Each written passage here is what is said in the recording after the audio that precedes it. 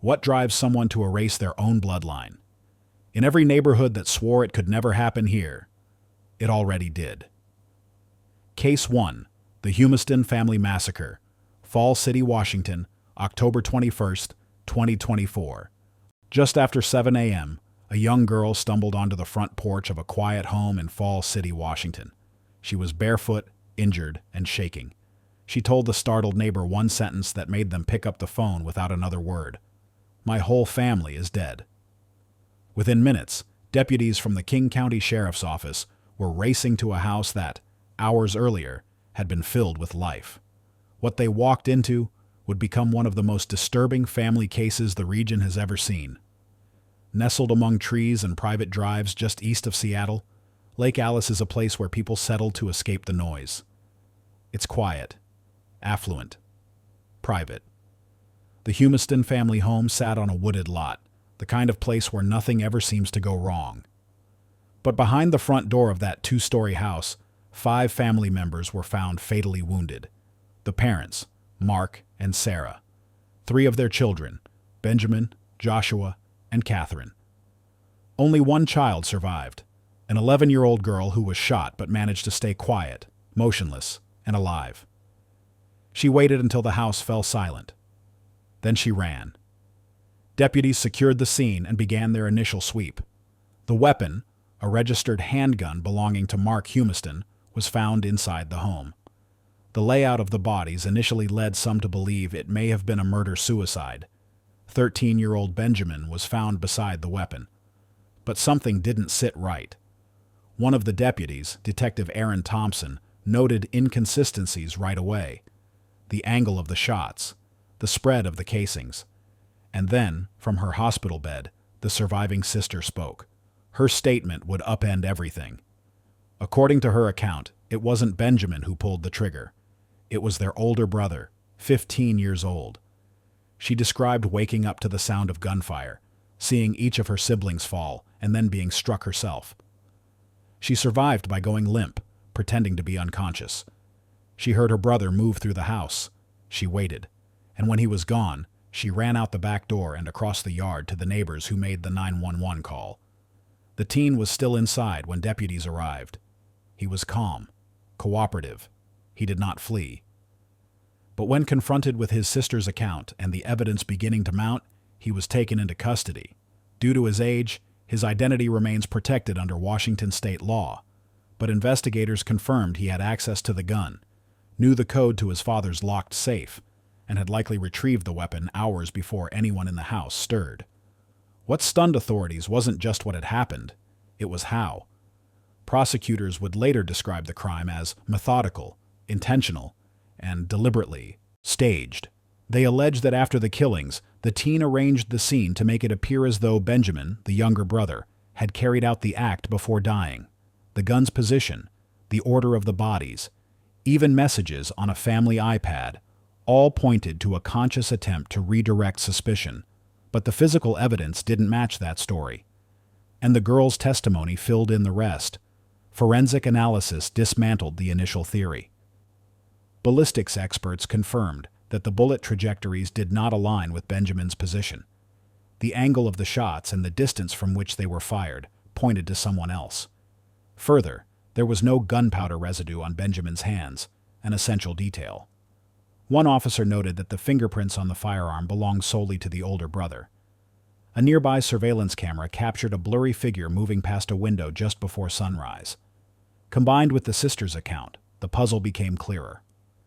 The story prosecutors would later present was chilling. One by one, the teen had moved through the house, targeting each family member with chilling precision.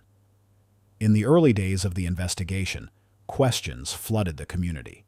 Why would a boy with no prior disciplinary history do something like this?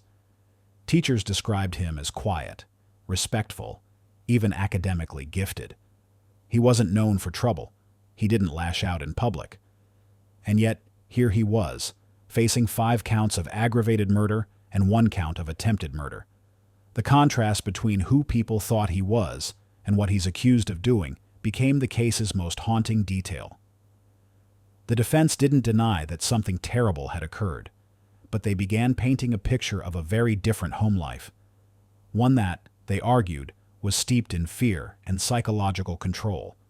Court filings submitted in the weeks following the arrest described the household as isolated, religiously rigid, and governed by what they termed paranoia, masked as protection.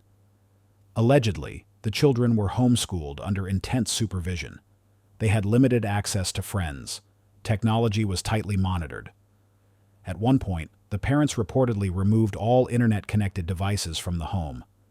The filings hinted at a belief system that feared outsiders and distrusted government institutions. Whether those claims were rooted in fact or exaggerated for legal strategy, they introduced a darker undercurrent to the case. Neighbors offered mixed recollections. Some said the family kept to themselves, rarely joining community events or socializing. One recalled that the children weren't even allowed to ride their bikes past the mailbox. Another described hearing a fire and brimstone sermon playing loudly from the open garage on a summer afternoon. Still, others defended the parents, describing them as deeply religious but good people, and calling the allegations of an abusive household outrageous. But the defense wasn't just talking about strict parenting. They hinted at emotional suppression, religious extremism, and even survivalist ideologies. According to one court motion, the teen had been taught that the outside world was a threat, that non-believers would taint the family. These claims have not been proven in court, but they're expected to form the core of the defense's case, arguing that the alleged violence didn't come from nowhere, that it was the product of a boy raised in fear, unable to seek help, and eventually pushed to an unthinkable point. Prosecutors disagree entirely. They argue the actions weren't reactive or confused. They were strategic. The firearm was retrieved before the family woke. The shootings followed a sequence. The suspect allegedly attempted to frame someone else. This wasn't a cry for help, the lead prosecutor said during an early press conference. This was premeditated and deadly. At the heart of this case is the legal question that has divided experts. Should a 15-year-old who carries out such a violent act be tried as an adult? In Washington, the decision rests with a judge who must weigh several factors: intent, planning, severity, and the teen's psychological profile. Prosecutors have formally requested a transfer to adult court. If granted, the suspect could face decades to life in prison. If denied, he could be released by his 21st birthday, no matter the outcome. Advocates for juvenile justice have spoken out, urging caution. The Washington Defender Association issued a statement saying, "Teenagers act impulsively, and when raised in unstable homes, their ability to process and seek alternatives is often compromised." Others, however, argue the details of this case go beyond teenage impulse. They point to the deliberate actions taken before and after the crime, the use of surveillance blind spots, the alleged manipulation of devices, the survivor's testimony that he walked from room to room, not in panic, but in silence. The surviving sister remains in protective custody. Her name and location have been withheld to protect her privacy. What little is known comes from updates provided by relatives through a verified fundraiser page. She is reportedly undergoing physical therapy and trauma counseling. One family friend described her as resilient and incredibly brave. Officials have emphasized that her well-being remains a top priority and that she will not be called to testify unless absolutely necessary. However, her recorded statement, taken under controlled conditions with both detectives and child psychologists present, is expected to be used during pre-trial hearings.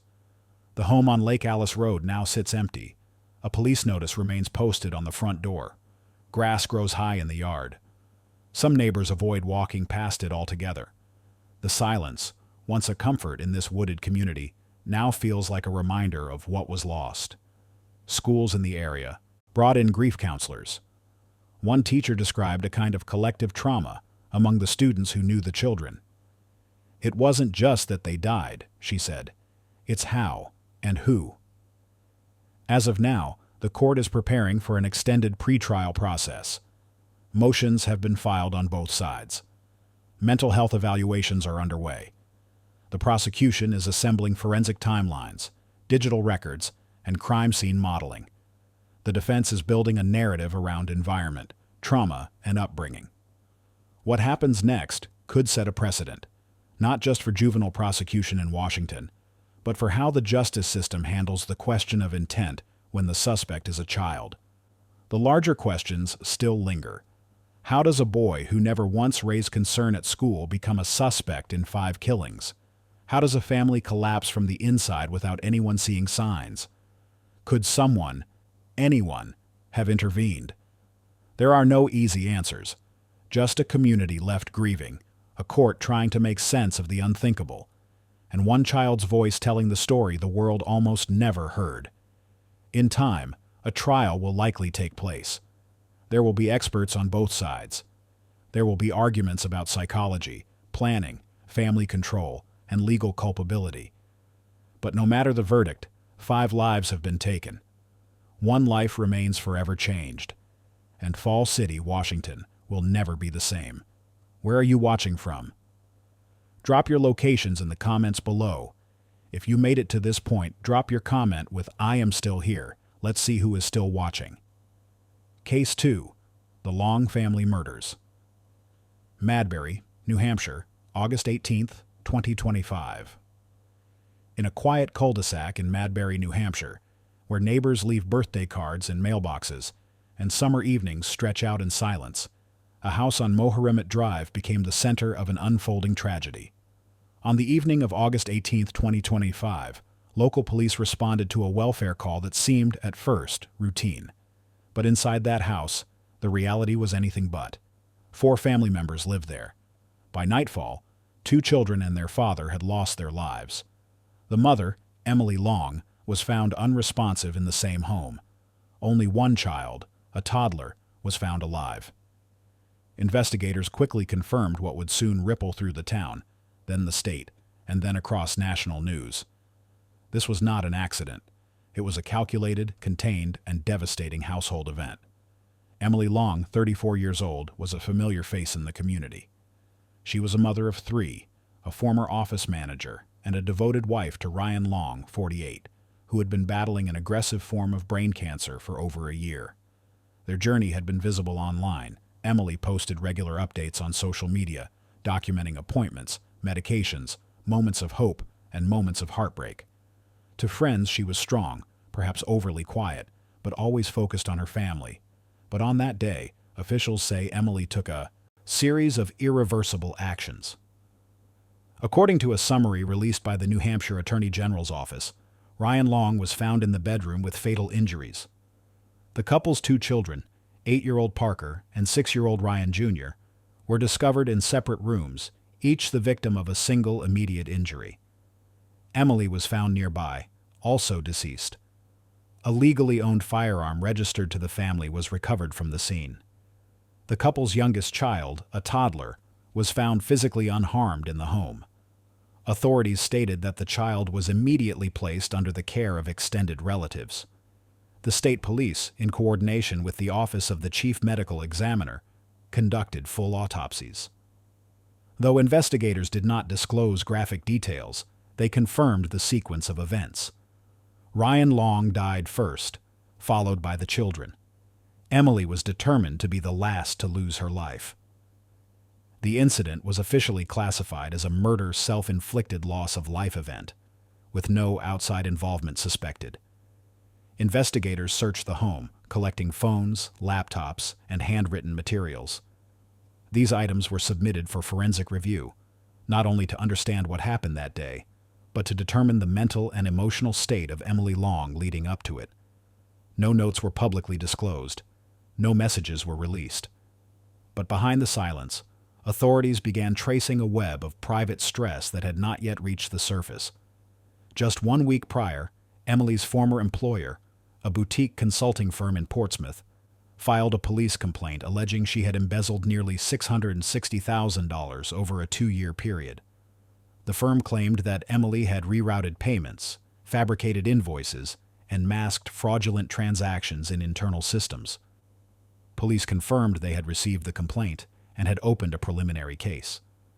As of August 18th, however, Emily had not been charged and had not been interviewed by law enforcement regarding the accusations. When questioned about whether the financial complaint may have played a role in the tragedy, officials at the New Hampshire Department of Justice responded with caution. "We are aware of multiple stress factors involving the individuals," one spokesperson said. "But the complexity of the household, coupled with medical and financial pressure, makes it inappropriate to assign a single motive. Still, the proximity of the complaint, the weight of the caregiving responsibilities, and the closed nature of the household raised critical questions. Emily had long been seen as the family's emotional anchor. She attended every medical appointment with her husband. She was the one who coordinated meals, posted online updates, and kept their home running. But those close to her now wonder whether she had silently reached her limit. One neighbor described her as the person who always said, 'We're doing fine,' even when it looked like she hadn't slept in days." A former co-worker noted that Emily kept her cards close. She smiled, but something was always tightly wound beneath it. That contradiction, the image of a composed caregiver and the reality of mounting personal collapse, is what investigators and mental health professionals have since called the invisible strain. No one knows what precise moment tipped the scale, but it's now clear that Emily was facing more than what met the eye. In the days after the tragedy, the town of Madbury was left speechless. The elementary school where Parker and Ryan Jr. were enrolled canceled classes. Teachers and parents gathered in the library, stunned and grieving. Grief counselors from nearby Durham and Dover were brought in. The town hall opened its community room for vigils and counseling sessions. It wasn't just a loss of life, it was a rupture of trust. In a town where people thought they knew each other, this was a reminder that the most dangerous unraveling often happens quietly, behind walls. On August 24th, a memorial service was held for the family. The church was packed with over 300 mourners. The front of the sanctuary displayed 3 framed photos: Ryan Long smiling in a hospital gown, Parker wearing his soccer jersey, and Ryan Jr. holding up a hand-painted rock.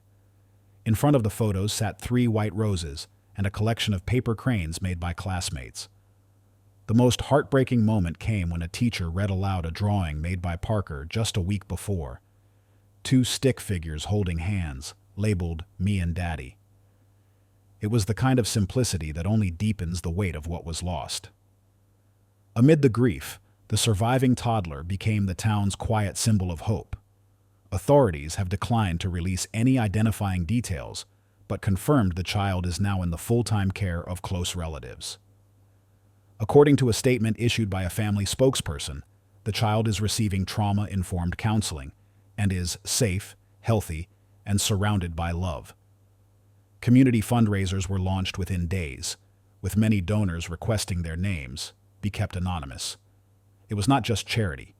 It was a collective act of trying to do something in a situation where most felt helpless. In the weeks that followed, the conversation in Madbury shifted from mourning to reckoning. Local mental health organizations began hosting workshops on caregiver fatigue. The Brain Cancer Foundation of New England issued a formal statement acknowledging the hidden toll caregiving often takes. They emphasized that while the Long case was deeply tragic and rare, the need for community awareness and caregiver support is urgent and widespread. "No one should have to carry a burden alone until it breaks them," the statement read. Meanwhile, the embezzlement investigation continued, even after Emily's death. Law enforcement confirmed that while the criminal case would not move forward, the financial trail she allegedly left behind was being documented for civil closure. The firm that reported her has refrained from public comment, but sources close to the situation indicated shock at the scope of the alleged misappropriation. From a legal perspective, the case is closed. No further suspects, no pending charges. The Attorney General's final report described the event as a confined and complete incident, emphasizing that there was no ongoing public safety threat. Yet for those who lived alongside the Long family, the closure is procedural, not emotional. The hole left behind, in the school, in the neighborhood, in the hearts of relatives, is one that no investigation or legal summary can fill. What remains are the unanswered questions. How does a person who shows no signs of violence commit such irreversible acts? How do signs go unnoticed, especially in small communities where everyone believes they're paying attention? And how do families recover when the very people meant to protect one another become part of the tragedy? Some have called what happened in Madbury unexplainable. Others see it as a tragic case of silence, strain, and secrecy. Perhaps it is both. What's certain is that behind a house on Moharimet Drive, a mother who once posted pictures of hospital bracelets and inspirational quotes was quietly crumbling. And when she broke, the aftermath devastated everything around her. In time, the neighborhood will move on. Children will return to the playgrounds. Fall will bring cooler air and changing leaves. But for those who remember the Long family, for those who saw the yellow tape around that home, or stood beneath the soft light of that memorial, the silence left behind will never fully disappear. If you or someone you know is struggling, you are not alone. Call or text 988 to reach the Suicide and Crisis Lifeline in the U.S., 24 hours a day. Case 3. The Savopoulos Family Murders, Washington, D.C. 2015, May 13, 2015. Inside a red brick mansion tucked in the upscale Woodley Park neighborhood of Washington, D.C., something unthinkable was happening behind closed doors. The Savopoulos family, known for their wealth, social standing, and philanthropic work, had gone unusually silent. Unreturned calls, missed appointments, unlocked gates, and the last person to enter their home alive would later regret not asking more questions. Savas Savopoulos was a successful CEO in the construction supply industry, running a major company called American Iron Works. His wife Amy was a graceful and well-respected mother of 3. Their 10-year-old son Philip was recovering from a recent go-kart injury and resting at home. Their longtime housekeeper, Veralicia Figueroa, was known for her loyalty and daily presence in the home. It was a family many in the neighborhood admired. But over the course of 19 hours, that sense of admiration would turn into disbelief. The horror began quietly, without alarms, without forced entry, without broken glass. There were no early signs of a break-in, no sound of distress. And that's what made it so chilling. Something, or someone, had gotten inside, not by force, but through trust or calculation. For nearly a full day, 4 people were held hostage in that mansion, while the outside world continued on, unaware of the danger unfolding inside. At some point during the captivity, the motive became clear. A call was made. Instructions were given. A personal assistant of Savas was told to deliver $40,000 in cash to the home. That delivery would later become the turning point in the investigation. But at the time, it seemed like an unusual business transaction. Urgent, yes, but not enough to trigger alarm. No one could have guessed that the money wasn't going to fund a deal. It was a ransom, delivered under pressure, to keep 4 lives from slipping away. When the delivery was completed and the cash exchanged, something in the air shifted. The following hours would be marked by violence so brutal that it left investigators shaken. A baseball bat was used. Bladed weapons were involved. Tape was found binding the victims. And worst of all, someone deliberately set fire to the house, as if trying to destroy the final traces of a calculated attack. The fire was reported around 1:24 p.m. on May 14, 2015.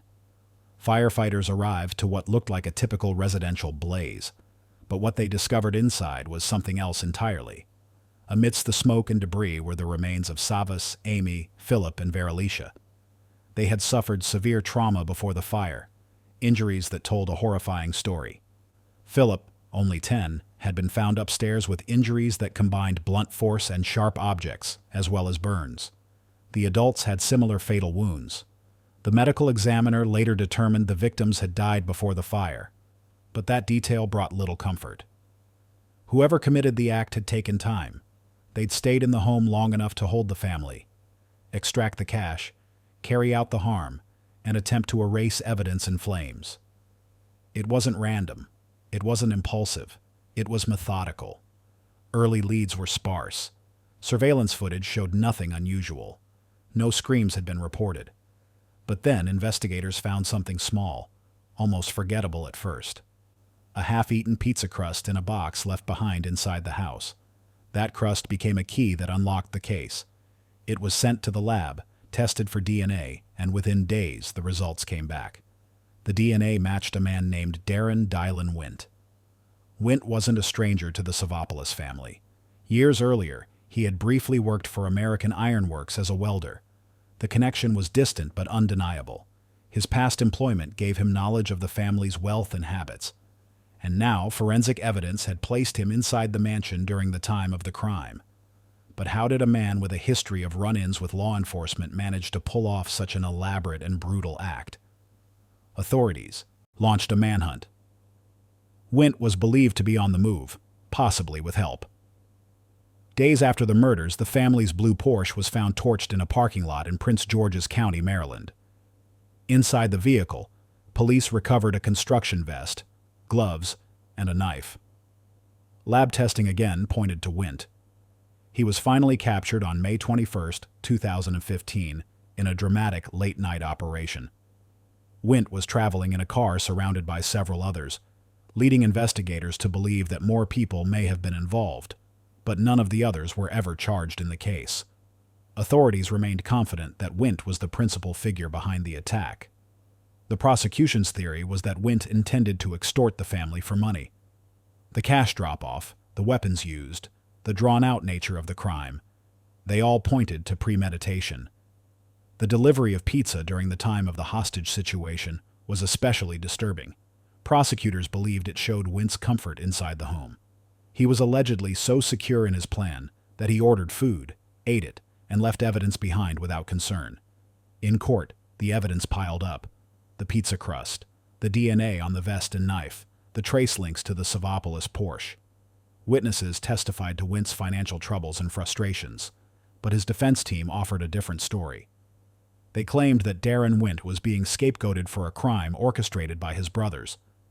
They argued that the DNA evidence, while present, did not prove he was solely responsible for the entire chain of events.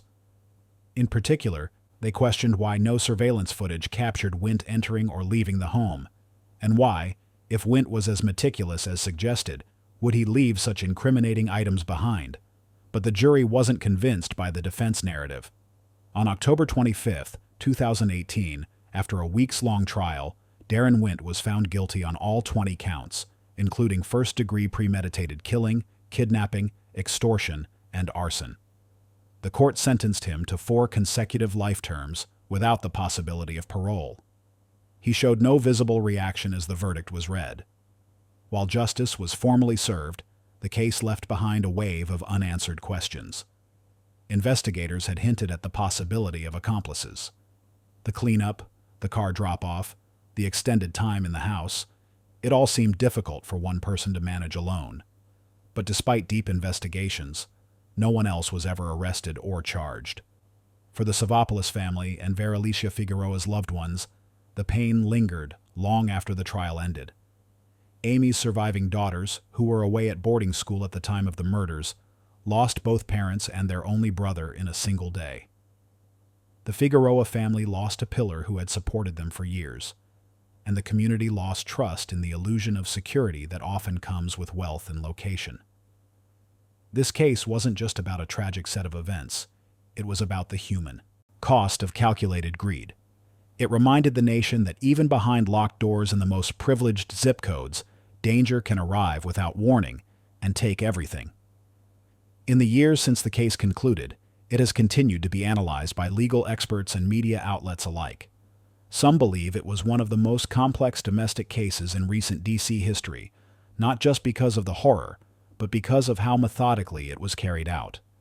The pizza crust, a seemingly insignificant detail, became a symbol of modern forensic work. Without it, the case might have remained cold.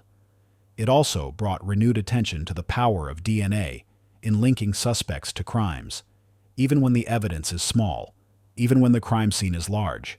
And yet, the central mystery remains. Was Wint truly alone?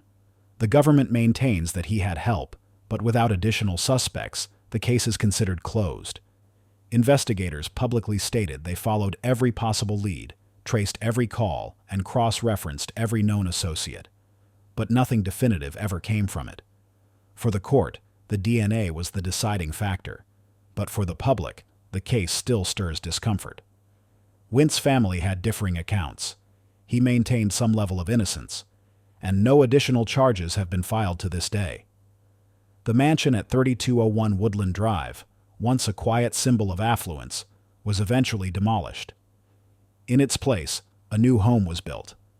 The land no longer bears the visual scars of what happened there. But for those who remember, the address will never be just another house in D.C. history. The story of the Savopoulos family serves as a sobering reminder that danger doesn't always look like a threat. Sometimes it's disguised as familiarity. It may come from someone once trusted, a former employee, a known name. And by the time the alarms go off, the damage has already been done. Today, memorials continue in the form of scholarships and private dedications. Veralicia Figueroa's family has spoken about her with dignity, calling her a woman of faith and hard work. The Savopoulos daughters, though private, are believed to be pursuing lives grounded in education, resilience, and healing. The legal system did its part. The DNA evidence told its story.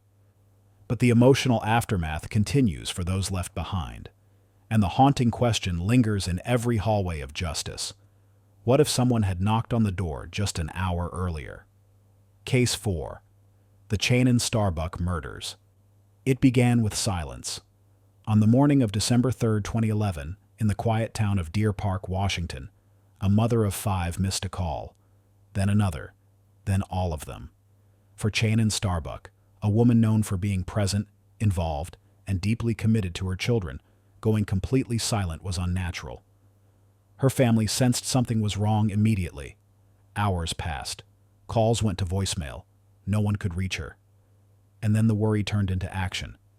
A concerned family member contacted the authorities, asking them to check on her.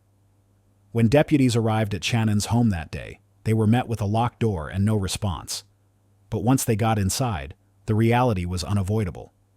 Channin Starbuck, age 42, was found deceased in her own bedroom. The home was eerily still, and yet, what it concealed would unravel into one of the most disturbing homicide cases in Spokane County's history. She hadn't passed peacefully in her sleep. The truth would reveal a darker, more calculated crime, and a betrayal from someone who once claimed to love her. Channin was more than a statistic. She was a devoted mother, a breast cancer survivor, and someone who, after enduring a difficult marriage, had begun reclaiming her independence. She had recently finalized a contentious divorce from her ex-husband, Clay Starbuck. Friends described her as positive, resilient, and focused on building a life free of past turmoil. But just as she was stepping into a new chapter, her life was violently interrupted, not by a stranger, but by someone she once trusted. The investigation into Channin's death moved swiftly. Spokane County detectives noted signs of a staged crime scene. Her body had been left in a disturbing manner, posed in a way that was not just disrespectful, it was methodical. According to investigators, the act seemed designed to send a message. And whoever did this had spent time inside the house afterward, not in a panic, but with deliberate intent. There were no signs of forced entry. Nothing about the scene suggested random violence. This wasn't spontaneous. This was personal. As the case developed, suspicion turned toward Clay Starbuck, Channin's ex-husband and the father of her children. The two had shared a rocky history, marked by multiple accusations during their divorce proceedings. Channin had expressed concerns to friends that Clay had been entering her home without permission and had taken personal items. There were no police reports that confirmed these claims at the time. But her unease, in hindsight, would take on new weight. The question wasn't just who would want to harm her, but who would know how to get into her home unnoticed. Detectives found a key piece of evidence in Channin's cell phone activity. On the morning of December 1st, believed to be the date of the murder, an emergency call had been placed from her phone. It lasted mere seconds. On the other end, nothing but sounds of a struggle.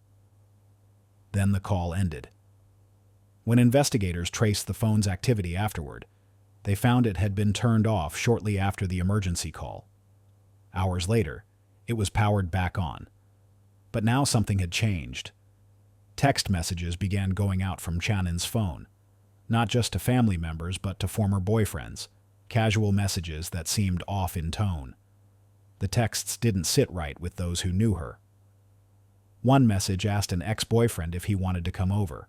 Another told her children she was too busy to talk. But friends and family immediately sensed something was wrong. The language didn't sound like her. Investigators believed the killer had used Chanin's phone to cover their tracks, sending misleading messages to delay any search or worry. But that tactic backfired. Instead, it added urgency. When Chanin's body was examined, the medical examiner concluded she had died due to asphyxiation.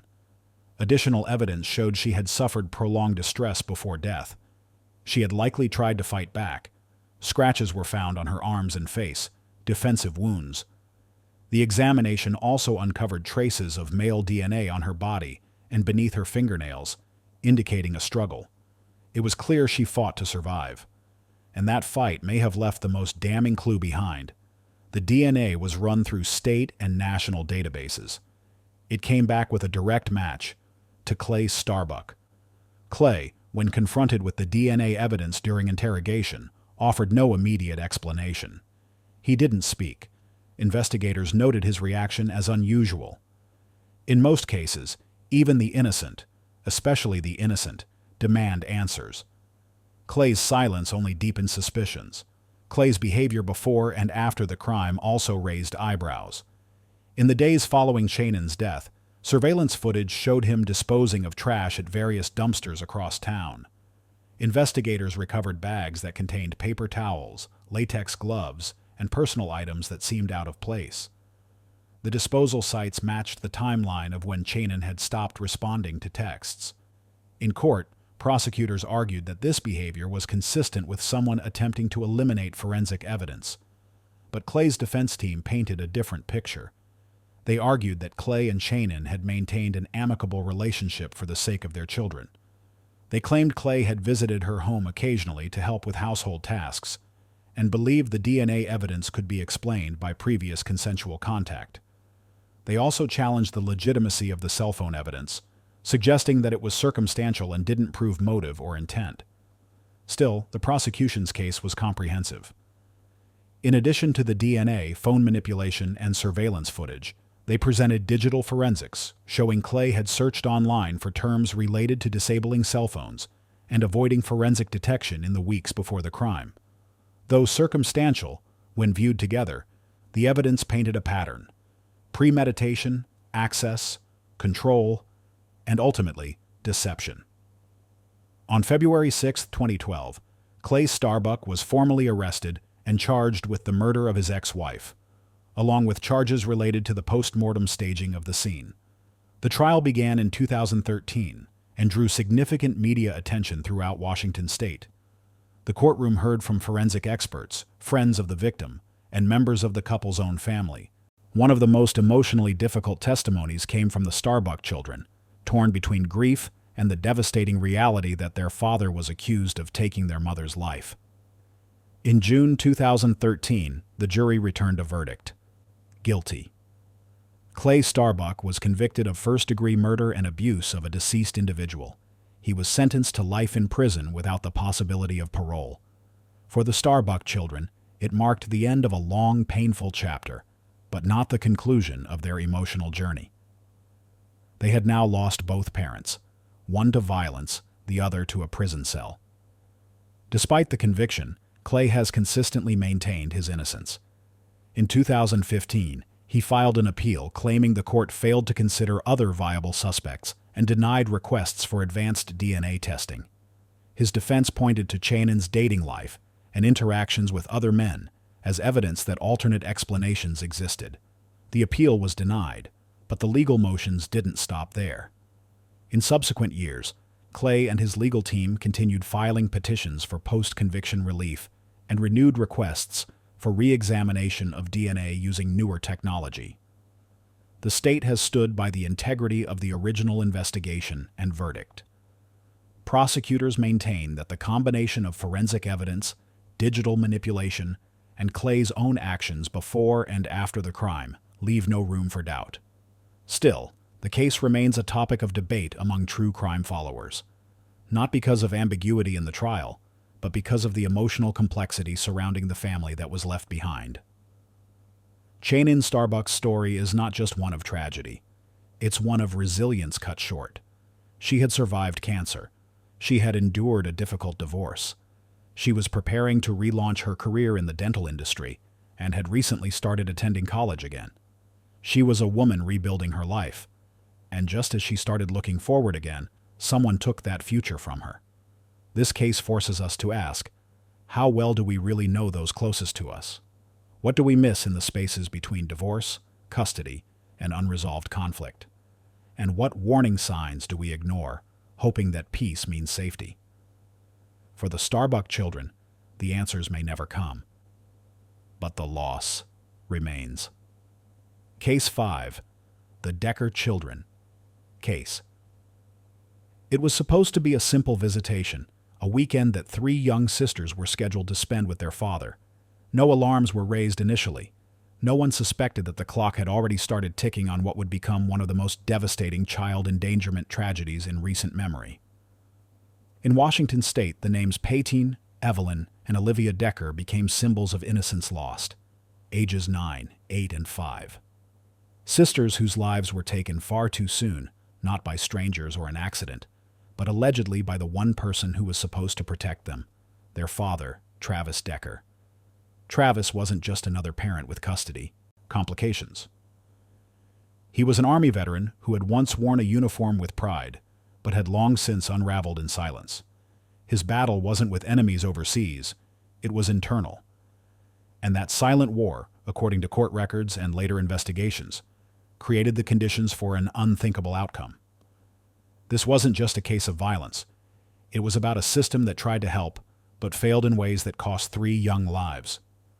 The story begins on May 30th, 2025. That was the day Whitney Decker expected her daughters to return home from a routine court-ordered visit with their father. The custody agreement, approved by a Washington court, granted Travis supervised visitation. There were no overnight stays permitted, and any deviation from that order required explicit consent. But by that evening, the girls had not been returned. Whitney made calls. She left messages. There was no response. The next morning, Whitney contacted local police to file a missing persons report. What began as a welfare check quickly escalated into a multi-jurisdictional search. Authorities learned that Travis had not returned to any known address. His phone had gone dark. The vehicle registered to him, a white pickup truck, had not been seen. Investigators began canvassing nearby towns and highways, using surveillance footage and toll records to try and track his movements. The urgency intensified by the hour. By June 2nd, 2025, the search came to a heartbreaking conclusion. In a remote stretch of Rock Island Campground in Chelan County, Washington, Travis's pickup truck was found abandoned. The area was rugged, miles from the nearest gas station or cell reception. Nearby, under a canopy of pine trees, authorities made a devastating discovery. The bodies of all 3 girls were found together, hidden beneath a layer of brush and natural debris. Forensic teams arrived quickly, and the area was immediately secured. What had started as a missing persons case had now shifted into a full criminal investigation. Medical examiners later determined that the girls had died from asphyxiation. Though the exact timeline of events could not be fully reconstructed, investigators stated that all 3 children appeared to have passed within the same 24-hour period. Plastic bags had been used, and their wrists were found bound with zip ties. Forensic teams recovered DNA evidence on both the bags and ties. That evidence, when tested, matched Travis Decker. The cause of death was ruled homicide. There were no signs of defensive wounds or struggle, which, according to experts, indicated the children were either asleep or unaware of the threat when it happened. What followed was a massive manhunt that drew national attention. Travis Decker had disappeared into the Pacific Northwest, a region where dense forests and rugged terrain made tracking a challenge even for the most seasoned professionals. A reward of up to $20,000 was offered for any information that could lead to his arrest. Law enforcement agencies from multiple counties were brought in. The U.S. Marshals Service took lead alongside the FBI's Violent Crimes Task Force. Drones, helicopters, and K-9 units were deployed. But Travis Decker wasn't just another fugitive. As an Army veteran, he had completed multiple tours of duty and had training in outdoor survival, evasion, and navigation. Records later revealed that he had spent weeks in the wilderness before during recreational trips, and authorities suspected he may have been preparing to disappear long before the murders took place. The question wasn't just where he went, but whether he ever intended to return. Court documents painted a troubling picture in the weeks leading up to the incident. Travis had no permanent residence. He had recently lost his job and was living out of his vehicle. He had missed court-ordered psychiatric evaluations and failed to comply with domestic violence assessments requested in prior hearings. Whitney Decker, the girl's mother, had repeatedly expressed concern for the children's safety. In a parenting plan filed earlier that year, she requested supervised visitation only, citing past episodes of emotional instability and control issues. Among the digital evidence recovered from Travis's devices, investigators found a series of online searches that raised even more red flags. In the days before the girls were reported missing, Travis had searched for information on border crossings, wilderness shelters, and moving to Canada without formal identification. One file contained a checklist for what appeared to be a survival kit. Another included a series of handwritten notes on custody law, child protective services, and military discharge benefits. A deeper look into his background revealed that Travis had served honorably but left the military following a medical discharge related to post-traumatic stress. According to interviews with former colleagues and family members, he had periods of stability interspersed with increasing isolation. Several described him as quiet but struggling. A few noted that he had distanced himself from most people after the separation from Whitney. And although there was no criminal record prior to the killings, several acquaintances told authorities that Travis had once expressed deep resentment over losing custody and being subject to court restrictions. The weeks following the girls' deaths saw memorials across the state.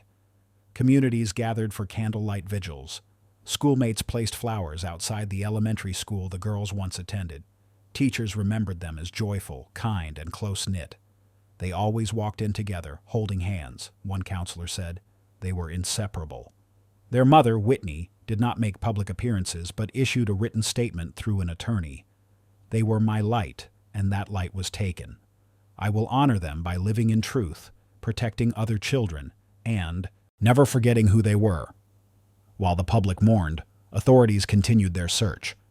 For months, search parties combed through national forests, followed up on tips from citizens, and used heat detection devices during aerial sweeps.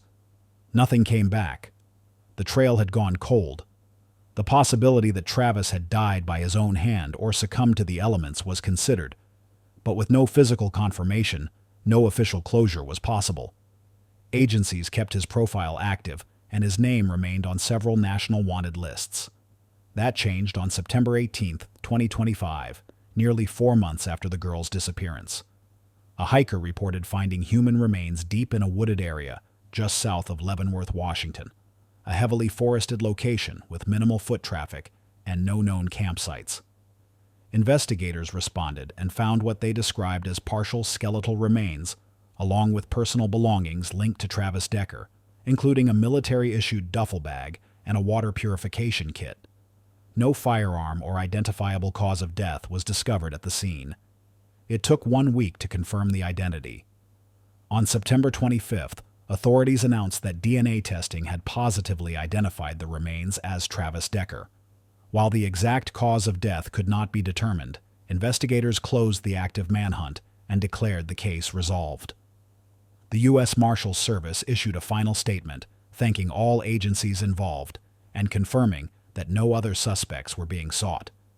In the aftermath, many questions remained unanswered. There was no clear suicide note, manifesto, or explanation left behind. Forensic psychologists reviewing the case later commented that this type of outcome, a parent taking the lives of their children before ending their own, often stems from a destructive belief that if they can't have their children, no one can. Others see it as a collapse of identity and purpose, especially in those struggling with untreated mental illness, housing instability, or unresolved trauma. In Travis's case, it was likely a combination of all three. The Decker children case reignited public discussions in Washington and across the country about the risks of unsupervised visitation, the enforcement of parenting plans, and how to identify danger before it becomes irreversible. Several advocacy groups used the tragedy to push for reforms in family court evaluations, mandatory psychological screening for high-risk custody disputes, and stricter enforcement of visitation guidelines. In Olympia, legislation was proposed that would create an early warning registry for at-risk custody cases flagged by child services or school counselors. As of the final reporting on this case, no formal disciplinary action has been taken against any of the court-appointed evaluators, nor were there indications that social workers had overlooked warnings. Still, for many, it felt like a system that only works in hindsight. A system that couldn't stop 3 innocent lives from being extinguished in the care of their own father. If you or someone you know is struggling with thoughts of hopelessness, call or text 988 in the U.S. for free, confidential support from the Suicide and Crisis Lifeline, available 24/7. If you are enjoying this content, like, subscribe, and share to your loved ones to protect them from the same tragic happening to them in the future. Case 6, Barton Family Massacre, July 29, 1999, Stockbridge, Georgia. A modest home sits quietly along a suburban street, the sun rising just past the trees. Inside that home, lives have already been lost. When police arrived, what they discovered was not just shocking, it was beyond imagination. A handwritten note on the dining room table laid out every detail: the names, the times, and the reasons. It was signed by one man, Mark Barton, a father, husband, and now, confessed killer. Barton's confession was chilling not for its violence alone, but for its clarity. He admitted to killing his wife, Leigh Ann, and her 2 young children, Matthew and Michelle, the day before. Then, he wrote, he waited until morning to take the lives of his own children, 11-year-old Michelle and 8-year-old Barton Jr. In his words, he wanted them to go with him and not be left behind. Police found each victim in a different room, all killed while they slept. There was no struggle, no chance to escape. It was deliberate, calculated, and final. What made this even more disturbing was the calm demeanor witnesses would later describe. On the very morning police discovered the massacre, Mark Barton had already left the scene. Surveillance cameras caught him walking into 2 Atlanta office buildings where he had once traded stocks. Dressed neatly, carrying a duffel bag, he moved with quiet purpose. Over the next few hours, Barton opened fire on former colleagues and strangers alike. He killed 9 more people and injured several others in what would become the deadliest mass shooting in Georgia's history at that time. To understand how things reached this point, investigators had to go back 6 years. In 1993, Barton's previous wife, Deborah Spivey, and her mother, Eloise, were found dead in Alabama. Both women had suffered fatal blows to the head. Barton, then a chemist, was the prime suspect. But despite the suspicious nature of the case and inconsistencies in his alibi, police lacked enough evidence to arrest him. The case went cold. When his family asked if he had anything to do with the deaths, Barton denied it. He remarried within a year. Mark Barton's life looked ordinary from the outside. He had a home, a wife, children, and a dream of financial success through day trading. But behind the surface, things were unraveling. After losing thousands of dollars in the stock market, he was asked to leave his trading firms. Friends noticed his moods shift. He became erratic, paranoid, and withdrawn. Still, no one imagined he was capable of violence, let alone mass murder. In his suicide note, Barton blamed his actions on a failed life, bad decisions, and a lifetime of pain. The note also revealed another unsettling detail. He considered committing these murders 2 days earlier, but wanted to spend a day with his children first. He took them to Six Flags, shared meals with them, and acted like any normal father. It was only afterward, when the day was done, that he followed through with what he called his plan. By the time police connected the 2 crime scenes, Barton was already on the run. Hours later, he was spotted at a gas station in Ackworth. As officers approached, he took his own life in the back of a van. Mark Barton left behind more than grief and horror. He left unanswered questions. How did a man once considered quiet and intelligent become the architect of such destruction? Could the signs have been spotted earlier? Was there a moment when intervention could have saved those children, or the lives lost in Atlanta? For the families left behind, there are no easy answers. Only a trail of loss, pain, and questions that will never truly be resolved.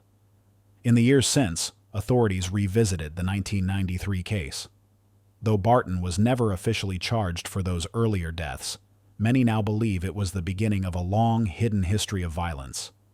The Georgia shootings forced changes in building security, workplace safety, and mental health awareness.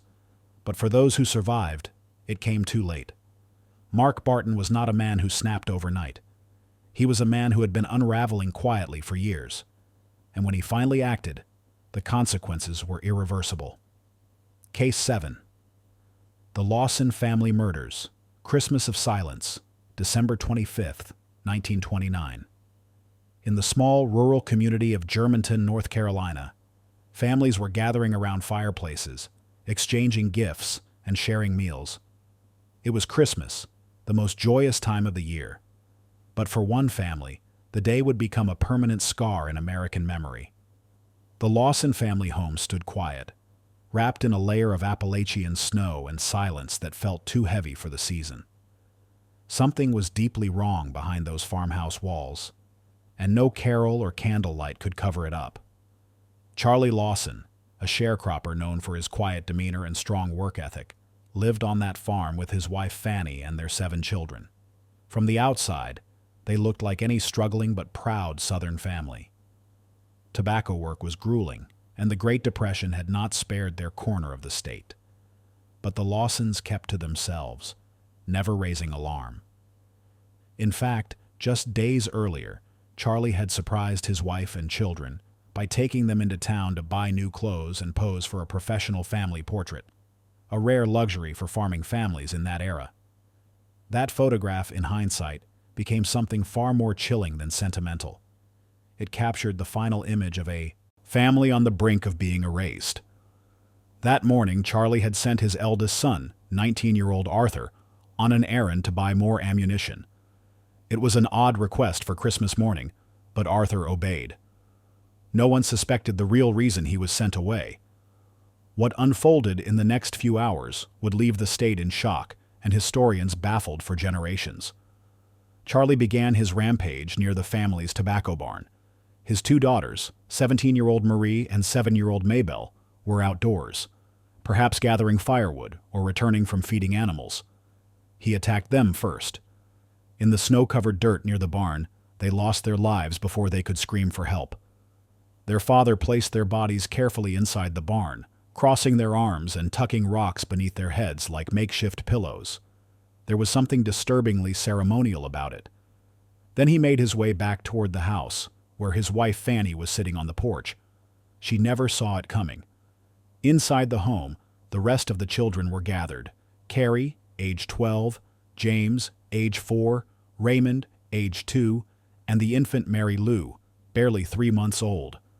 Charlie ended all of their lives in quick succession. Each body was found posed, with crossed arms and heads resting on cushions, coats, or stones. The youngest, Mary Lou, was reportedly still cradled in her mother's arms when she was found. The details disturbed even the most hardened investigators of the time. After the killings, Charlie disappeared into the woods surrounding the property. Neighbors, hearing no festive noise from the usually active household, began arriving out of concern. When they found the scene, they were horrified beyond words. Law enforcement was quickly called. As the home filled with stunned officers and weeping relatives, a single loud sound echoed from the woods. Charlie had ended his own life by self-inflicted means, using the same weapon. His body was found shortly after, resting against a tree. A pair of letters, one to his parents and one to authorities, were later discovered, but they provided no clear explanation. In the hours that followed, the quiet community of Germantown transformed into a place of mourning, confusion, and morbid curiosity.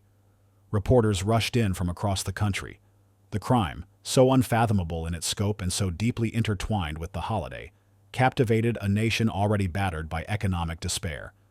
People wanted to know, what would drive a man to destroy the very people he was supposed to protect? The motive has never been confirmed, but several unsettling theories emerged over time. One suggestion was that Charlie had recently suffered a head injury while working on the farm. He had reportedly complained of headaches and exhibited mood swings in the months prior. A medical examination was conducted after his death, but no clear neurological damage was identified. That theory, while widely discussed, lacked solid medical confirmation.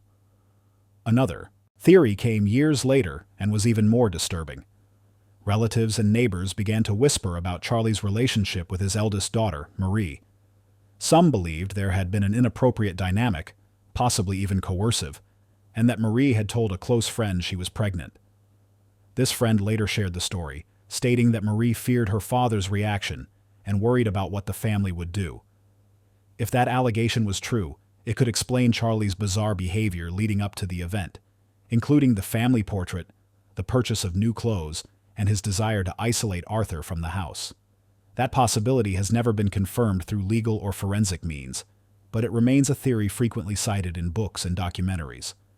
Whether driven by fear of exposure, deep psychological issues, or something else entirely, Charlie's actions that day remain among the most shocking acts of domestic violence in American history.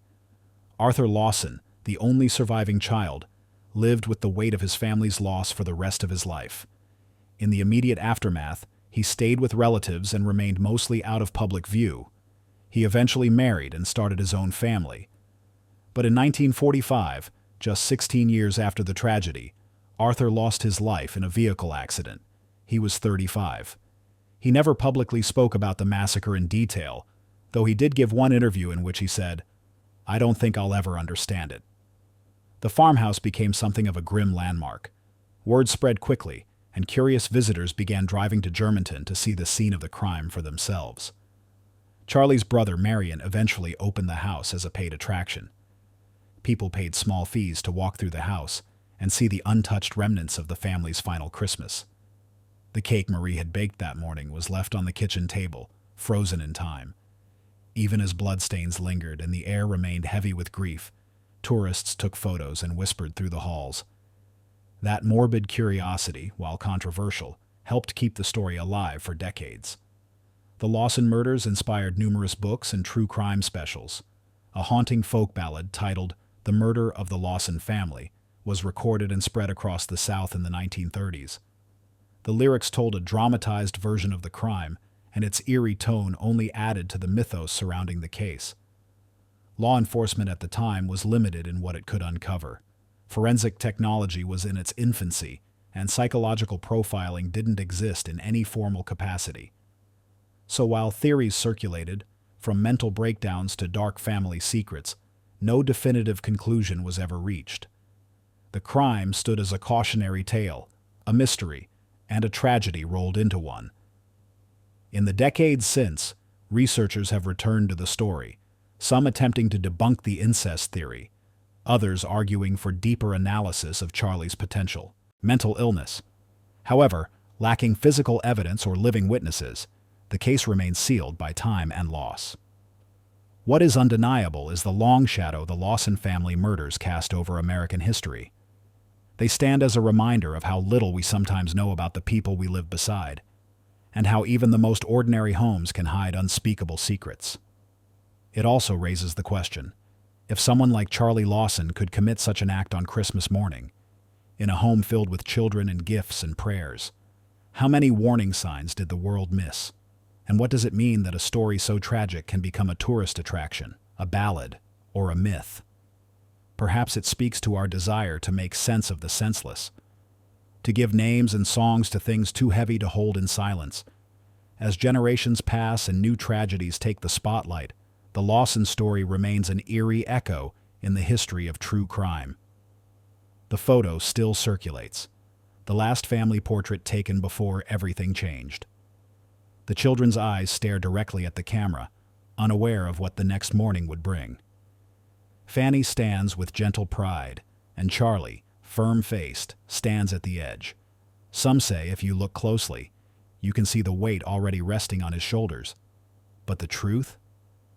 We may never know what turned that Christmas morning into one of the darkest chapters in American domestic history. Case 8. The Pike County Massacre, USA. It was a quiet stretch of Appalachian countryside in Pike County, Ohio. Rolling hills, gravel roads, and the kind of community where families knew each other across generations. But in the early hours of April 22, 2016, something shattered the stillness. A crime so complex, so calculated, and so cold-blooded unfolded that it would become the largest investigation in the history of the state of Ohio. In the span of a few hours, 8 members of the same family were found deceased in 4 different locations, all within a few miles of each other. The victims belonged to the Roden family, ordinary people, some just teenagers, some parents, one even a new mother still sharing a bed with her infant. Christopher Roden Sr., age 40, was the first discovered. Authorities found his body at his Union Hill Road property, the central scene in the night's devastation. His cousin, Gary Roden, 38, was also found nearby. At another trailer on the same property, Christopher's ex-wife, Dana Roden, 37, and 2 of their children, Clarence Frankie Roden, 20, and 16-year-old Christopher Roden Jr., were also found dead. Frankie's fiancée, 20-year-old Hannah Gilley, was found next to their baby, who miraculously survived. At yet another location, 19-year-old Hannah Roden, the daughter of Christopher Sr. and Dana, was found in her bed with her 5-day-old baby. That infant, too, was left unharmed. 2 more relatives, Kenneth Roden, 44, and Gary Roden, rounded out the list of victims. Each was targeted while they slept. The killings were not random. This was not a burglary gone wrong. This was execution by design, methodical, fast, and merciless. No sign of struggle, no chance to run. It was clear from the outset. Whoever committed this crime had planned every detail in advance and knew exactly who they were after. In a twist that only deepened the horror, 3 children were found alive at the crime scenes, left intentionally unharmed. One newborn baby was lying in bed next to her deceased mother. A toddler was in the same room where her father and fiancé were found, and a 3rd child, older, was spared too. Law enforcement officers who discovered the scenes were struck not only by the brutality, but also by the chilling precision. Whoever did this wanted the adults gone, and the children alive. As the investigation began, the Ohio Bureau of Criminal Investigation, BCI, along with the Pike County Sheriff's Office and the FBI, embarked on what would become one of the most massive and expensive criminal investigations the state had ever seen. Nearly 1,100 tips poured in from the public. Over 700 people were interviewed. Officials processed more than 500 pieces of evidence.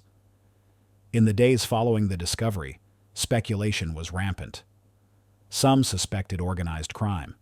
Others floated theories about drug trafficking after authorities revealed large-scale cannabis operations on some of the properties. But investigators were careful not to jump to conclusions.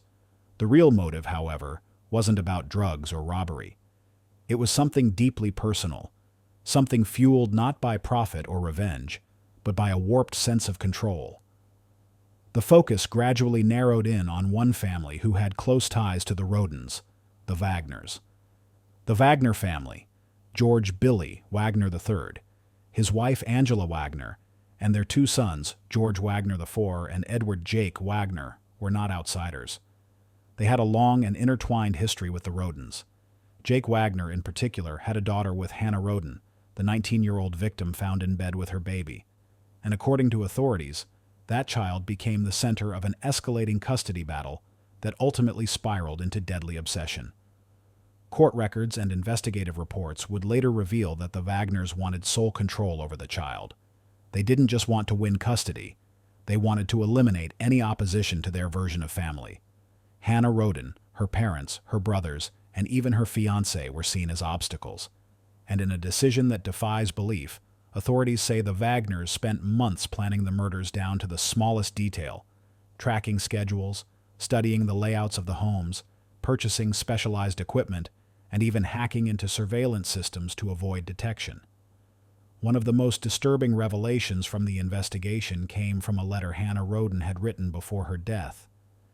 In it, she expressed fear that Jake Wagner might try to take her child. She reportedly made it clear she did not want full custody awarded to him. Her fears would prove tragically justified. In November 2018, 2.5 years after the murders, the case broke wide open. Authorities arrested all 4 Wagners. George Billy Wagner III, Angela Wagner, George Wagner IV, and Jake Wagner were each charged with 8 counts of aggravated murder, along with numerous other charges including conspiracy, tampering with evidence, and unlawful possession of dangerous devices. Jake Wagner, the youngest of the brothers, would later become the first to crack. In April 2021, Jake entered a guilty plea to all 8 counts of aggravated murder. As part of his plea deal, he agreed to testify against his parents and brother in exchange for the removal of the death penalty from consideration. Jake admitted in court that he had personally taken part in the killings and confirmed that the motive was the ongoing custody dispute. His statements matched the investigative timeline and pointed toward a shared responsibility among the 4 family members. Angela Wagner, the mother, followed suit in September 2021. She pleaded guilty to conspiracy and several other charges. While she did not admit to personally carrying out the killings, she acknowledged helping plan the crime and covering up evidence. In return, prosecutors agreed to drop the most serious charges, and she was sentenced to 30 years in prison with the possibility of parole. George Wagner IV, the eldest son, opted to stand trial. His case began in August 2022 in a courtroom packed with journalists, community members, and relatives of the victims. The prosecution leaned heavily on the testimony of Jake Wagner and Angela Wagner, along with extensive forensic and electronic evidence. One of the most compelling pieces of evidence was a recording device placed by authorities in the Wagners' vehicle years earlier, capturing conversations that pointed to involvement and knowledge of the killings. After months of testimony and cross-examinations, the jury returned a verdict in November 2022, guilty on all counts. George IV was sentenced to 8 consecutive life terms, without the possibility of parole, plus an additional 121 years for related offenses. As of mid-2025, George Billy Wagner III remains the last of the accused to face trial. His legal team has delayed proceedings multiple times, but a trial is expected within the year. Prosecutors remain confident that the evidence, combined with Jake and Angela's testimony, will be sufficient to secure another conviction. The community of Pike County, once a tight-knit rural enclave, was forever altered. The Roden family's story is not only one of loss, but also of unimaginable betrayal. They were targeted by people they once knew, people they likely trusted. The trauma didn't end with the deaths. It stretched through years of court hearings, media coverage, and unanswered questions about how such a tragedy could have been allowed to unfold. One question that remains is how far obsession can go before it becomes dangerous. In this case, a dispute over parental rights transformed into a meticulously plotted act of violence. The Wagners didn't act in a fit of rage. They acted out of a long-standing belief that their will should triumph, no matter the cost. The victims were not merely collateral damage, they were removed systematically. Another lingering issue is how custody disputes, especially in tight-knit communities, can escalate without intervention. In hindsight, red flags existed. Hannah's letter, her concerns, and the ongoing disputes between the 2 families were signs of tension, but no one foresaw that this tension would turn fatal. Experts on family law have since pointed to the need for greater safeguards, especially in emotionally charged custody situations. Had these been in place, 8 people might still be alive. The case also prompted broader discussions about surveillance and law enforcement monitoring. The fact that authorities had bugged the Wagners' vehicle, collecting damning audio over months, was a testament to the complexity of the investigation. But it also raised questions about the threshold for invasive surveillance and the balance between civil liberties and public safety. In this instance, that surveillance may have been the deciding factor in securing convictions. Forensic science also played a crucial role. Authorities used data from phone records, GPS logs, and firearm analysis to reconstruct the timeline of events. Surveillance footage from nearby stores, records of gun purchases, and even receipts helped place the suspects at the scenes. It wasn't a single clue, but a web of data points that ultimately led investigators to the Wagner family. The surviving children, now older, are being raised by relatives and guardians away from the media spotlight. Their lives have been marked by events they were too young to understand, but old enough to be shaped by. The trauma they carry is invisible to the public, but very real. Many in the community continue to advocate for support services, mental health resources, and legal reform to protect children in similar circumstances. Today, Pike County still grieves. The crime scenes have long been cleaned up.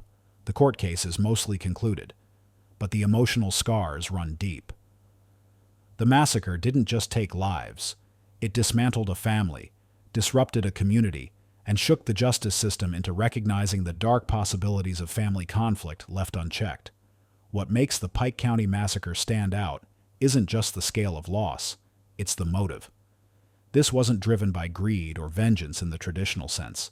It was driven by entitlement, the belief that one family's control over a child was worth eliminating an entire branch of another. That level of control, when combined with calculated planning and emotional detachment, created a scenario few could have imagined. And yet, it happened. For the people of Ohio, and for those who've followed the case across the nation, it serves as a sobering reminder of the quiet places where darkness can grow, places where unresolved conflicts simmer just beneath the surface. And when those conflicts are fueled by obsession, secrecy, and a lack of intervention, tragedy is often the final result. Case 9. The Lynn Family Murders, Australia. In the quiet suburb of North Epping, nestled in northern Sydney, Australia, the Lynn family had built a peaceful life centered on discipline, routine, and hard work. By 2009, Min Lin and his wife Yun Lin had established a successful news agency. It was a modest yet dependable business that opened its doors early each day, serving the local community with newspapers, snacks, and lotto tickets. Their children, Henry and Terry, were well liked in school, polite, and intelligent. Along with Yun's sister, Irene, who lived with them, the family lived in a modest home on Boundary Road. To neighbors, the Lynn household was the picture of stability, until a single morning tore that image apart. On July 18, 2009, 5 members of the Lynn family were found deceased in their beds. The home bore no sign of forced entry. The power had been deliberately cut, plunging the house into darkness. Investigators would later note that the methodical nature of the incident indicated familiarity. This wasn't the work of a random intruder. The scene inside the house stunned even the most seasoned officers. All 5 victims had been subjected to a fatal assault while asleep. No one outside the house heard anything that night. No one saw anything unusual. And there was only one surviving immediate family member, 15-year-old Brenda Lynn, who happened to be away on a school trip. The bodies were discovered the following morning by Robert C. and his wife, Kathy Lynn, who was Min Lin's younger sister. When the family failed to open the news agency on time, concerned customers began calling. It was unusual. Min Lin was always punctual. Kathy and Robert went to check on the family and walked into a home thick with silence. When authorities arrived, the house was sealed off, and what followed would become one of Australia's longest-running and most complicated investigations. The first days offered few answers. There was no obvious motive. The Lynn family was known for their quiet life. They had no known enemies, no debts, no disputes. Yet something about Robert Z. began to draw the attention of detectives. His demeanor shifted subtly in the days after the incident. While Kathy grieved openly, Robert seemed calm, sometimes even cheerful in public. He gave interviews to reporters, stating he had lost his entire family. Brenda, now an orphan, had come to live with him and Kathy. Robert portrayed himself as a grieving uncle stepping into the role of a father figure. But as the weeks passed, inconsistencies began to appear. The first forensic breakthrough came months later. Investigators found a small stain on the floor of Robert Si's garage. It seemed unremarkable at first, a faint reddish mark. But forensic analysis revealed that the sample contained a mixture of DNA from multiple Lin family members. Statistically, this was virtually impossible to occur by chance. The garage had been scrubbed clean. This lone stain had escaped notice. It shifted the investigation sharply towards Z, who now emerged as the primary suspect. Adding to the suspicion was covert surveillance footage. In it, Robert C. is seen cutting up a shoebox and flushing pieces of it down a toilet. The shoebox had once contained Asics running shoes, specifically a model and size consistent with the footprint impressions recovered from the Lin home. Forensic scientists had earlier matched a bloodied shoe print at the crime scene to that same model. Si's attempts to discard the box were viewed as deliberate efforts to destroy evidence. But motive was harder to establish, and prosecutors would later argue that Robert C. was driven by a toxic combination of jealousy, resentment, and a deep inferiority complex. Min Lin had been the more successful of the two brothers-in-law. He was respected, financially stable, and admired by the wider Chinese-Australian community. Robert C., by contrast, had suffered personal and professional failures. He had once been a practicing ear, nose, and throat specialist in China, but was unable to practice medicine in Australia. His attempt to set up a small clinic also failed. Min's success was a source of deep bitterness. This jealousy took on even darker dimensions as more evidence came to light. After Brenda Lin came to live with her uncle and aunt following the tragedy, she began exhibiting signs of distress. Years later, authorities learned that Robert Tsai had taken advantage of Brenda's emotional vulnerability during this time. She confided in investigators that he had exploited her trust and subjected her to repeated trauma in the aftermath of the family's loss. These details, while carefully presented in court due to their sensitive nature, painted a chilling picture of someone who not only caused the deaths of her family, but also violated the very person he claimed to protect. The case against Robert C. moved slowly. It would take 4 separate trials over several years before a final verdict was delivered. Jurors heard testimony from forensic experts, psychologists, and family members. The defense argued that the evidence was circumstantial and that DNA contamination was a possibility. But the sheer volume and precision of forensic detail, alongside the behavioral evidence and timeline, gradually persuaded the court. In January 2017, after years of delays, mistrials, and hung juries, Robert C. was found guilty by a majority verdict. The judge sentenced him to 5 consecutive life sentences, noting that the severity of the case and the loss inflicted upon the community warranted no possibility of parole. Even then, Z maintained his innocence. His appeal in 2021 was dismissed, closing one of the most disturbing chapters in Australian criminal history. Throughout the legal process, the emotional toll on Brenda Lin was immense. She had lost her parents, brothers, and aunt in one night, only to endure years of legal battles and personal trauma at the hands of the person who was supposed to protect her. Yet she showed remarkable resilience. Her testimony became a turning point in the case, and her courage was acknowledged by both legal professionals and the broader public. In later interviews, Brenda spoke of rebuilding her life, focusing on education and advocacy. She became a symbol of strength, rising from tragedy with purpose and dignity. The Lin family home was eventually sold. The news agency they once operated was taken over by other owners. But for many in the North Epping community, the events of July 2009 remain an unhealed wound. The incident shattered the sense of suburban safety that once defined the neighborhood. In response, local community groups and leaders emphasized the importance of mental health support and domestic harmony, especially within immigrant communities navigating cultural expectations and isolation.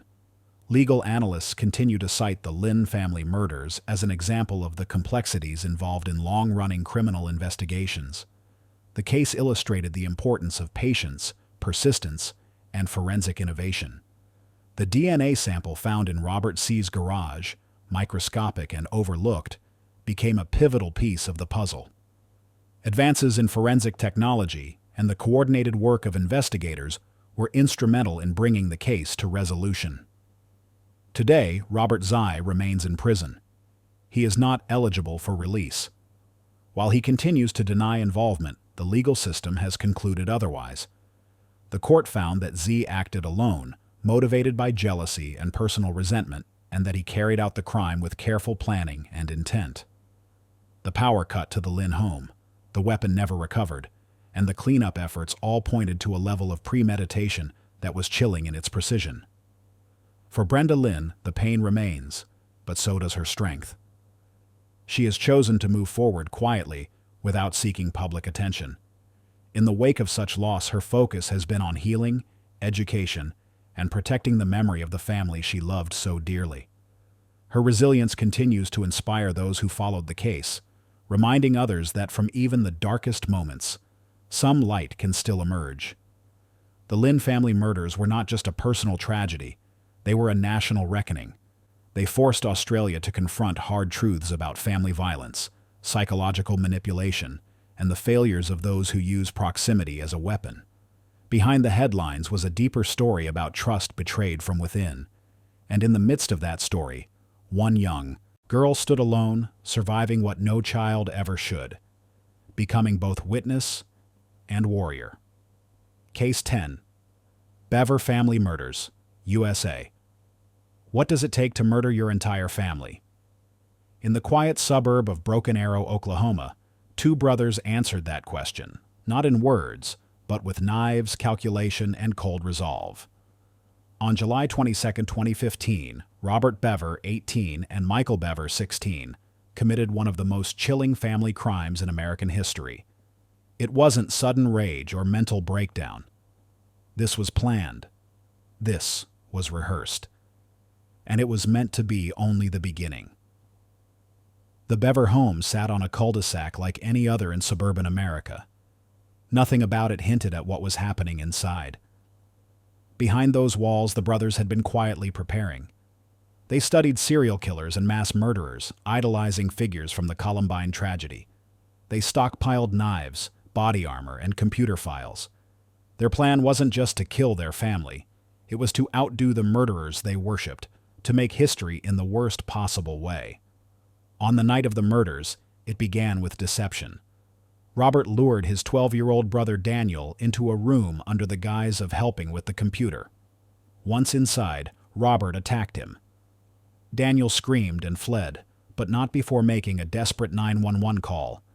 His voice trembled, saying his brother was attacking the family. The call was brief. The dispatcher heard a struggle before the line went dead. By the time officers arrived, the house was dark and silent. The front door was ajar. Inside, they discovered a nightmare. David Bever, the father, was found near the entrance with fatal wounds. April Bever, the mother, lay nearby, also beyond help. In other rooms, officers found Daniel, 7-year-old Christopher, and 5-year-old Victoria, all gone. Each victim had been attacked with overwhelming force. But there was a glimmer of life. A 13-year-old sister had survived, though she was critically injured. She managed to whisper to first responders. Her brothers had done it. Her words shifted the case instantly. This wasn't a home invasion. It was an inside job. A betrayal that defied understanding. A 2-year-old sister was also found in the home, unharmed but silent. She had slept through the massacre, unaware of the horror that unfolded around her. Authorities would later say it was a miracle she wasn't harmed, though there's speculation she was spared intentionally as part of the brothers' warped plan. Robert and Michael tried to escape through the woods behind the house. Officers used thermal imaging to track them down. They were captured quickly, without resistance. Robert showed no emotion. Michael was shaken but offered no explanation. Their clothes were soaked. Their knives still carried traces of what they had done. During questioning, the brothers opened up. Robert did most of the talking. He described the planning, the motive, and the intent. Their goal, he said, wasn't just to eliminate their family. That was step one. The real plan was to dismember the bodies, post videos online, and then head to public spaces to carry out a mass killing. They believed this would earn them the recognition they craved. A twisted kind of legacy. Detectives were stunned by the detail and detachment. The brothers spoke of their plan as if they were describing a movie script. There was no remorse, no sense of reality. just a belief that they were special, that they were destined for infamy. Robert referred to his siblings not as victims, but as necessary to the plan. It was chilling. The legal process moved quickly. Robert Bever pled guilty to all charges in 2016. In exchange, prosecutors removed the death penalty from the table. He received life in prison without the possibility of parole. He is currently held at Oklahoma State Penitentiary. Michael Bever, though younger, was tried as an adult. In 2018, a jury found him guilty of 5 counts of first-degree murder and 1 count of assault with intent to kill. He was sentenced to life with the possibility of parole, but only after serving 2 of 25 years. That sentence ensured he would never walk free. He is currently incarcerated at Lexington Correctional Center. The courtroom was tense during both trials. Surviving relatives testified. Medical experts described the extent of injuries. The surviving sister, now in recovery, did not attend the trial, but submitted a statement through her guardians. Her words were short but powerful. "They tried to erase us, but I'm still here." The home where the murders occurred was eventually demolished. No one in the community wanted to see it stand. In its place, neighbors and local leaders built Reflection Park, a small but serene memorial. Trees, benches, and a walking path now fill the space where unspeakable loss occurred. It became a symbol of healing, not erasure. The surviving sisters were adopted by a loving family. Their names and new lives have been protected. Authorities ensured they were shielded from further media attention. What they witnessed was beyond comprehension. Their resilience remains a quiet testament to survival. The Bever case stands as a haunting example of homegrown violence, planned, deliberate, and motivated by a hunger for recognition. It reminds us that evil does not always wear the face of strangers. Sometimes it grows silently behind closed doors, dressed in familiarity. In Broken Arrow, the wounds are still fresh. Teachers who once taught the Bever children still ask why. Neighbors who once waved at the family now walk past Reflection Park in silence. But the story continues to matter. Not for the horror, but for the warning. If you or someone you know is struggling, call or text 988 in the U.S. Help is always available. And healing, no matter how distant it feels, is still possible. Thank you for your incredible support. This channel thrives because of viewers like you.